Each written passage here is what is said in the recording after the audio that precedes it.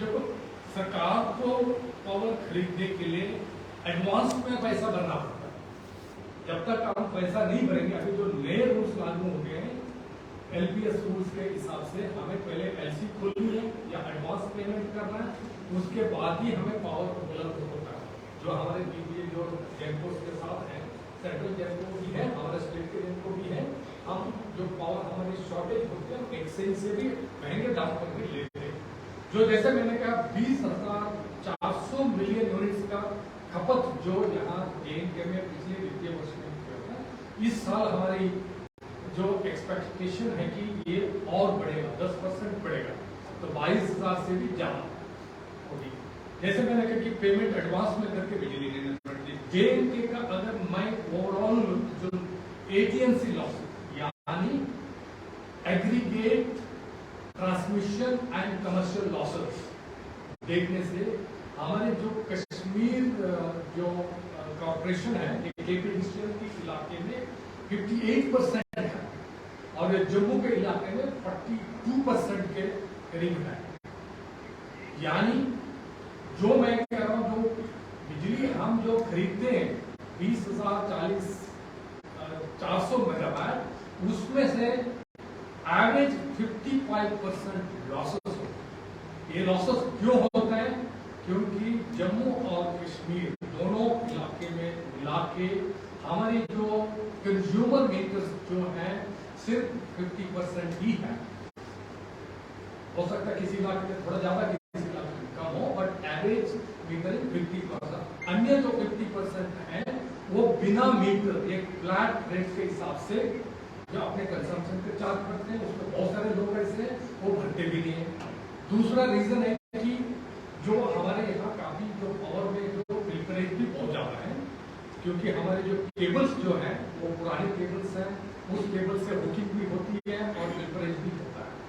और अन्य काफी रीजंस भी हैं कि आप बिलिंग एफिशिएंसी और कलेक्शन एफिशिएंसी में भी कमी है, क्योंकि आप तुलना करते हैं दूसरे स्टेट्स के साथ। ओवरऑल पिक्चर है ये है कि जो 55% एफिशिएंसी लॉसेस जो है ये हिंदुस्तान में हाईएस्ट लॉसेस है। किसी भी स्टेट में इतनी लॉसेस नहीं होती है। ऐसे प्रोग्रेसिव स्टेट्स हैं जहां लॉसेस अभी 6%, 8% तक आ गई है। हम 2003 से पहले जो इलेक्ट्रिसिटी एक्ट आने से पहले जो प्री रिस्पॉन्स का स्टेज में अभी भी है। तो हमें हमारे ऊपर तो सारे रूल्स रेगुलेशंस एप्लीकेबल हैं, मगर भारत सरकार ने जो अभी नए स्कीम लॉन्च किए, एलपीएस रूल्स लागू कर दिया, उसके हिसाब से पहले पैसा भरो उसके बाद बिजली खरीदो, नहीं तो आपकी बिजली काटी जाएगी। और दूसरी यहाँ तो रिस्पॉन्स जो डिस्ट्रीब्यूशन सेक्टर में, ट्रांसमिशन सेक्टर में जो रिस्पॉन्स चाहिए, जो यहाँ की कैपेसिटी एडिशन है, पुरानी जो आउटडेटेड टेक्नोलॉजी है, आउटडेटेड जो यहाँ के इंफ्रास्ट्रक्चर को मॉडर्नाइज करना है, उसका पैसा यहाँ फ्लो होगा ओनली अगर आप एटीएनसी लॉसेस को कम करें। उसके लिए आरडीएसएस जो रिवैम्प्ड डिस्ट्रीब्यूशन सेक्टर जो स्कीम है, ये रिफॉर्म सिर्फ जेएनके के नहीं, सारे हिंदुस्तान के लिए, सारे मॉडर्न सभी हिंदुस्तान के लिए, उसके हिसाब से हमें एक डेफिनेट ट्रैजेक्टरी दी है कि आपको हर साल 10% से 15% तक एटीएनसी लॉसेस आप कम करेंगे, तभी आपको रिस्पॉन्स के लिए यहाँ इंफ्रास्ट्रक्चर के लिए पैसा दिया जाएगा।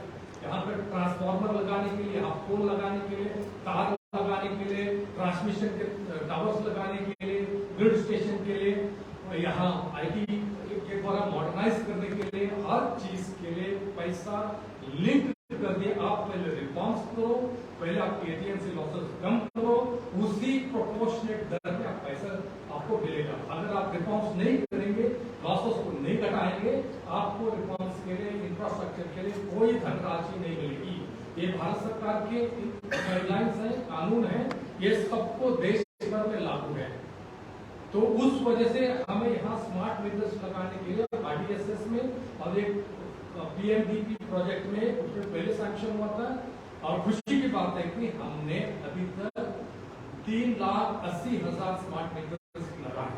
ये स्मार्ट मीटर्स लगाने का यही मकसद है कि पहले यहाँ जो बिजली हम खरीदते हैं जिसको हम वितरण करते हैं उसकी लेखा जोखा, एक एक यूनिट की लेखा जोखा होना सच जरूरी है, क्योंकि बिजली फ्री में नहीं मिलती है, बिजली के लिए पैसा देना पड़ता है। वो पैसा जो रेट तय है, सरकार ने जो प्रपोज की, कॉर्पोरेशन ने जो प्रपोज की, उसको रेगुलेटर ने जो अप्रूव किया, उसी रेट, जैसे मैंने पहले ही कहा कि हमारे रेट हिंदुस्तान में वन ऑफ द लोवेस्ट, मगर एक बार रेट जो रेगुलेटर ने तय कर दी है, मगर हर कंज्यूमर उस रेट को देना पड़ेगा। अगर बीपीएल कैटेगरी का ध्यान हमने पहले रखा है, जो डोमेस्टिक सेक्टर में अफोर्डेबल रेट हो वो ध्यान पहले रखा है, जो स्मॉल स्केल इंडस्ट्री है, छोटे दुकानदार हैं, उनका रेट हमने पहले ध्यान रख के किया है, क्योंकि we are very sensitive to the poor sections of the society.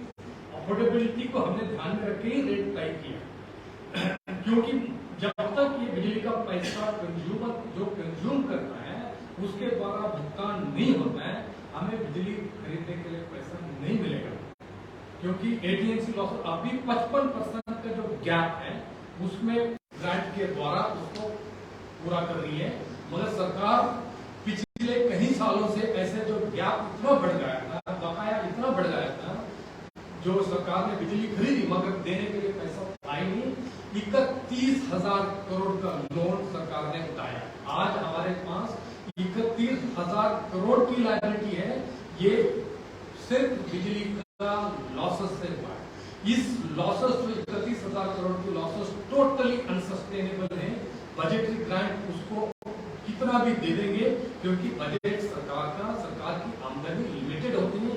ये सिर्फ यही बात होती है कि एक हाथ से उठा के दूसरे हाथ से देने की बात है। सरकार के पास लिमिटेड रिसोर्सेज को जहाँ डेवलपमेंट के ऊपर खर्चा करना चाहिए, सोशल सेक्टर हेल्थ पर करना चाहिए, पेंशन के लिए यूज करना चाहिए जो सोशल सेक्टर में, और अन्य इंफ्रास्ट्रक्चर के लिए यूज करना चाहिए, उसी पैसे से बिजली का खपत के लिए यूज किया जाएगा, क्योंकि सरकार के रिसोर्सेज लिमिटेड है। ये टोटली अनसस्टेनेबल है।